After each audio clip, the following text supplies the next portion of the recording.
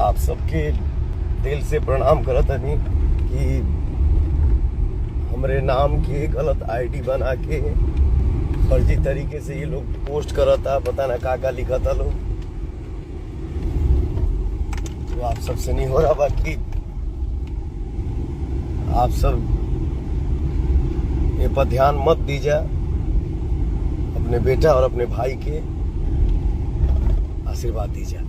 ये वीडियो आप सब लोगों के लिए बहुत ज्यादा जरूरी हो जाता है, क्योंकि पवन भैया के नाम से किसी व्यक्ति ने फेक पेज को बनाकर उसके ऊपर उनके बारे में बहुत सारी गलत चीजों को पोस्ट किया, जिस वजह से पवन भैया को चुनाव में नुकसान हो सकता है। लेकिन पवन भैया ने समय रहते इन चीजों को अपने ऑफिशियल पेज पर शेयर करके बता दिया है कि ये सारी चीजें फेक हैं। पवन भैया ने ऐसा कोई निर्णय नहीं लिया है। अब ये कृत्य किसके द्वारा किया गया है, इसके बारे में भी अभी तक कोई भी पुष्टि नहीं हुई है। हालांकि दोस्तों, कल ही काराकाट में वोट पड़ना स्टार्ट हो जाएंगे, तो अगर आप लोग काराकाट से हैं तो आप लोग जरूर अपना मतदान देने जाइए, अपने मतदान को मत छोड़िएगा।